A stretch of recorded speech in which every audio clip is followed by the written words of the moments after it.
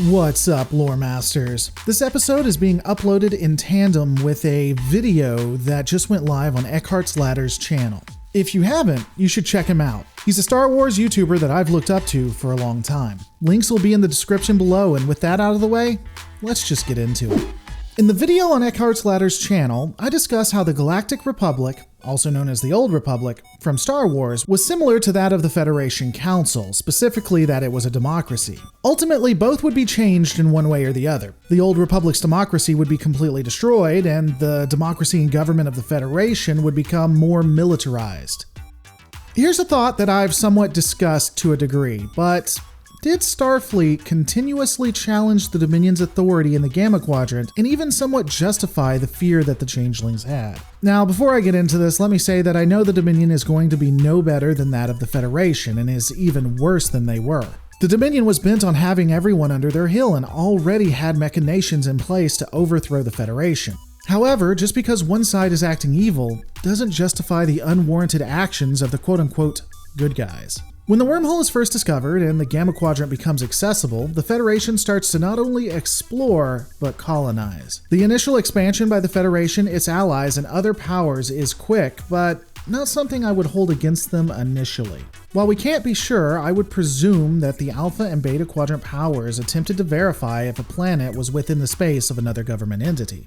After attempting to check, if they couldn't verify it or it seemed like it wasn't, they would scoop it up. So again, it does make some reasonable amount of sense that they would be doing this, and it wouldn't be an attack on the Dominion specifically. My issue actually begins in the DS9 episode, The Jem'Hadar. In this episode, Sisko is captured by the Dominion, and the Dominion then dispatch a Jem'Hadar ship and alert the Federation that they have destroyed several Federation ships and colonies.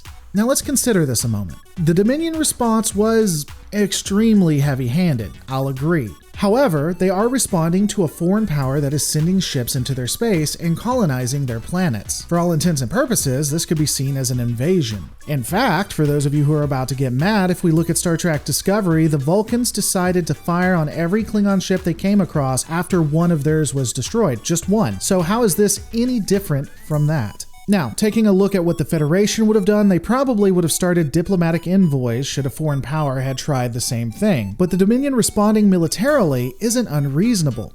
And then, with one officer captured after being found in Dominion territory and several ships and at least one colony destroyed, again in the territory of the Dominion, the Federation then sends its most powerful ship of the time, the Galaxy-class starship. It suspends all other travel through the wormhole until the USS Odyssey can investigate. Just consider this. The Dominion was created out of fear of an over-militarized and oppressive regime harming changelings. And now, it's facing an entity that when you kick them out of your territory and capture just one person, sends its most powerful class of ship with upgrades specifically for combat. Does that seem peaceful and within the character of the Federation to you? Look, I'm not saying that the Dominion wasn't planning to subjugate the Alpha Quadrant powers. They definitely were, but Starfleet is doing the Federation cause no favors. After the destruction of the USS Odyssey, Starfleet would then recommission the USS Defiant, the first ship designed for war.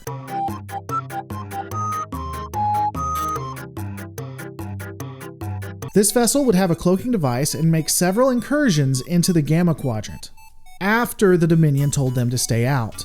While I could list several episodes where Starfleet simply doesn't listen to the Dominion nor respect their authority, the most egregious, in my opinion, is the episode Starship Down. Now, before you comment trying to argue with me, please rewatch the episode. Ultimately, what the story comes down to is an alien species has made a deal with the Ferengi and is trading goods under the table from the Dominion. This includes Federation contraband. The Dominion has outlawed Federation amenities, and the Ferengi are doing underhanded deals to ensure that people get Federation contraband.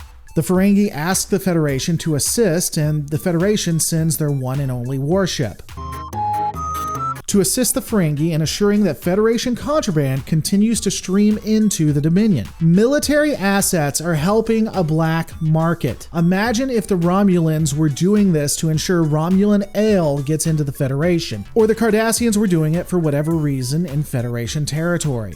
It would not be okay in those instances, and yet people will defend this to the nines somehow. The problem I have in these conversations is the writing when you take a look at the Dominion. Unfortunately, there was very little moral gray that existed in the Dominion arc. The Dominion was bad, the Federation was good, Charles your aunt, Mary your uncle, you have your story. Had the writers of Deep Space Nine decided to make the Dominion just an inch more questionable, a modicum less mustache-twirling villains, then Starfleet's actions here, which are, at best, reckless, and at worst, warmongering, would be more starkly noticeable.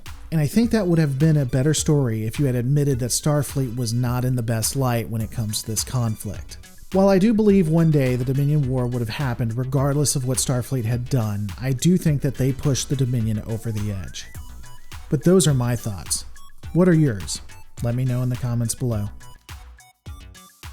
Hey guys, I know a lot of you are going to say that this is a retread of a few videos I've done, and I apologize, but as stated, this is working in tandem with a video that went live today on Eckhart's Ladder's channel. You should go check it out and definitely subscribe to Eckhart's Ladder, and let him know the Lore Reloaded says hi.